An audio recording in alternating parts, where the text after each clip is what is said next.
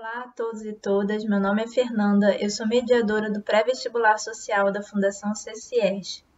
A aula de hoje é sobre iluminismo. Bom, vocês podem encontrar esse conteúdo no módulo 1 de História, no capítulo 7, nas páginas 71 a 75. Liberdade política, liberdade econômica, liberdade religiosa, liberdade, progresso, razão, crítica, propriedade privada, direitos, cidadão. Essas palavras até hoje são ouvidas por nós, e muitas delas fazem parte do nosso cotidiano. A gente não pode dizer que essas palavras tiveram origem no século XVIII, mas a articulação delas é certamente característica do vocabulário do chamado século das luzes, o século XVIII do iluminismo, que transformou profundamente a Europa e as Américas. Alterou a consciência coletiva das pessoas sobre a política, a vida, a sociedade, o direito, a natureza, a razão e a humanidade. Como vocês estudaram anteriormente, a sociedade europeia já vinha passando por algumas transformações importantes. Nós vimos na aula 3 o crescimento da classe social da burguesia durante a Baixa Idade Média. Nós vimos também na aula 4 a formação do Estado absolutista na Europa. E vimos também na aula 5 a valorização da razão humana pelo movimento chamado Renascimento. Todos esses processos marcaram o começo do que chamamos de Idade Moderna, e o Iluminismo será um movimento que marcará o seu fim. Vamos começar falando então das transformações políticas na Europa que levaram ao Iluminismo? Como vocês viram na aula 4, o Estado absolutista expulsou a moral da política. A lógica da moral passou a pertencer somente ao domínio privado, e o soberano, que eram reis, imperadores, príncipes, czares, não podiam ser questionados por princípios morais. Nesse sistema absolutista, lembremos que a vontade do soberano era guiada por uma razão de Estado, ou seja, possuía uma lógica própria, pragmática, que defendia a ordem pela força e a segurança do Estado por qualquer meio. A autoridade do soberano era justificada pela graça divina, e suas vontades viravam leis que não podiam ser questionadas por seus súditos. A grande transformação desse sistema está justamente nesse ponto, pessoal. O século XVIII, que é o nosso tema de hoje, ele vai anular essa separação entre os domínios da moral e da política, porque a política e o soberano passarão a ser questionados por argumentos morais novamente. Se o soberano abusa do poder, passará a ser visto como tirano. Se deve aos banqueiros, será visto como devedor. Se cobra impostos demasiados ou não cumpre seus contratos econômicos, será visto como imoral.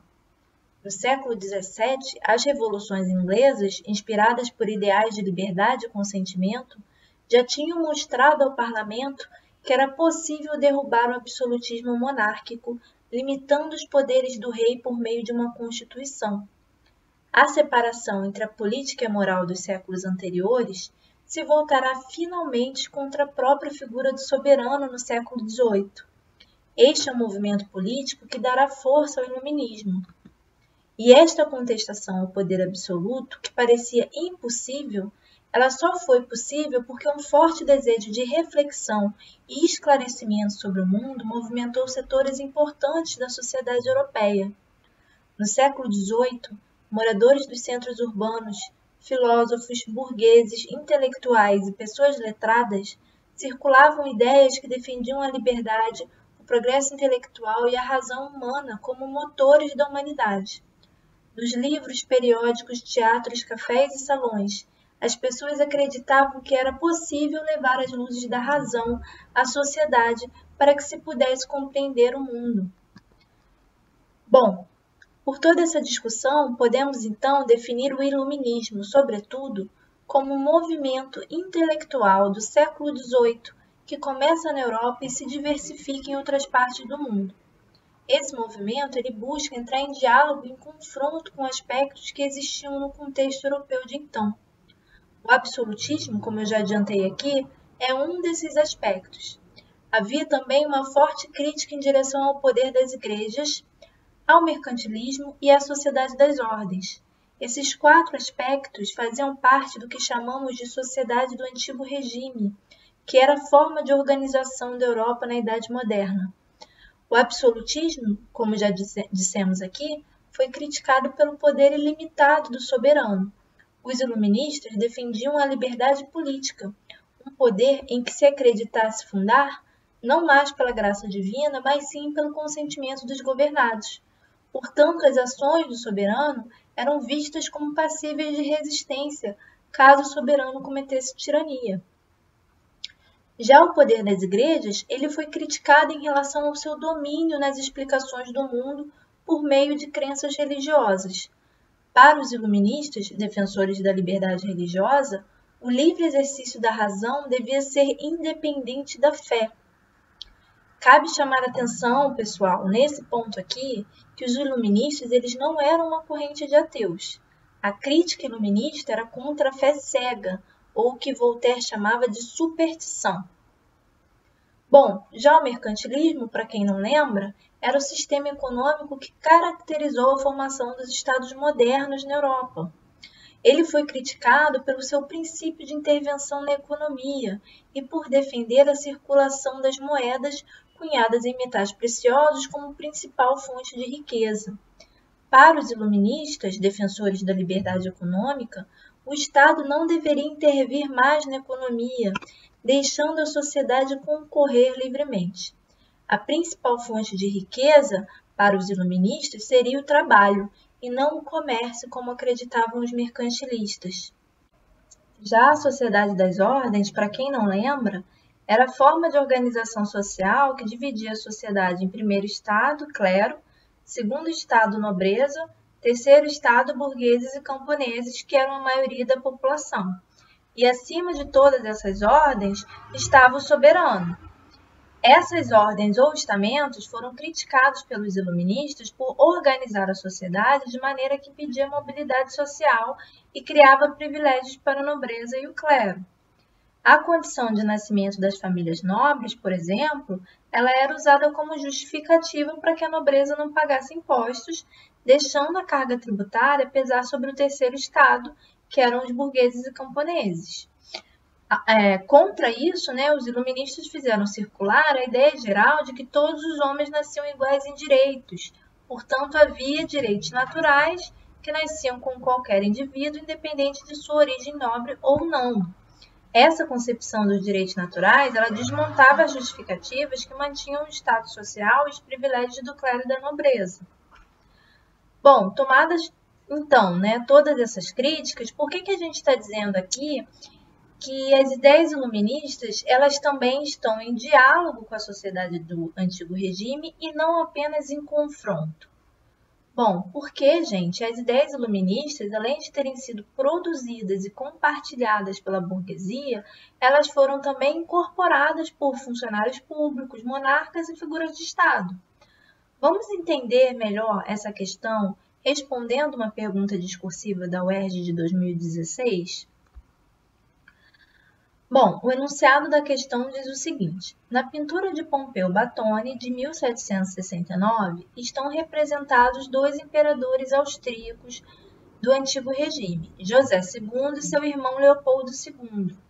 No detalhe, pode-se observar um exemplar em francês do livro O Espírito das Leis, de Montesquieu, expoente da Ilustração ou Iluminismo. Esse livro aqui, pessoal, é muito importante porque ele defende a separação do poder em 3 funções, que é o legislativo, executivo e judiciário. A sua ideia, a ideia do Montesquieu, era distribuir as funções do Estado, que antes estavam concentradas em uma só figura, para evitar o abuso do poder pelo soberano absolutista. Assim, essas 3 funções, legislativo, executivo e judiciário, deviam ser independentes e harmônicas entre si. Ok? Bom, continuando no enunciado, a presença do livro na pintura ela não é meramente decorativa, mas revela modos e práticas de governo adotados por diversos estados europeus no século XVIII. Primeiro comando da questão nomeia esse modo de governar e o segundo comando da questão é, em seguida, presente uma ação promovida por monarquias europeias que empreenderam tais práticas. Bom, pessoal, esse modo de governar ele se chama despotismo esclarecido. Que modo é esse? É um modo em que os monarcas incorporavam as ideias iluministas para aliviar a pressão desses setores da sociedade, né, da burguesia, dessas pessoas letradas que estavam ali pressionando pela implementação dessas ideias, e aí eles incorporavam essas ideias fazendo reforma, modernizando a administração a fim de se manter no poder.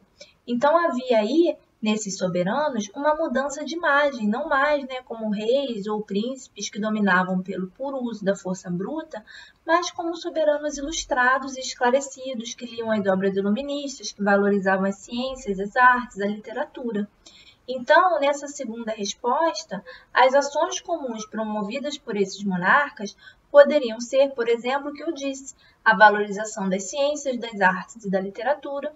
Outra resposta poderia ser o crescimento econômico e a ampliação da arrecadação, né? E aí a gente pode explicar essa segunda resposta pelo exemplo do período pombalino em Portugal, quando o governo português, influenciado pelas ideias do estadista Marquês de Pombal, buscou se igualar a outras potências da Europa, defendendo o desenvolvimento das manufaturas e a intensificação do comércio colonial, né, por meio de um sistema mais eficiente de arrecadação de impostos.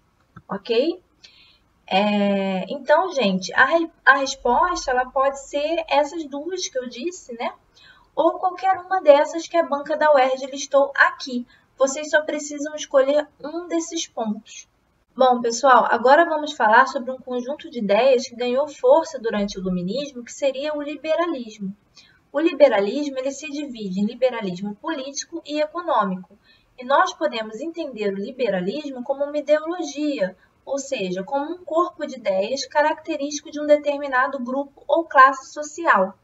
Essa definição aqui é uma possível dentre as muitas que existem para a definição de ideologia, mas eu quero chamar a atenção aqui para vocês evitarem de usar ideologia como algo pejorativo, né? Como se ideologia fosse sinônimo de mentira e ideológico fosse sempre o outro, né?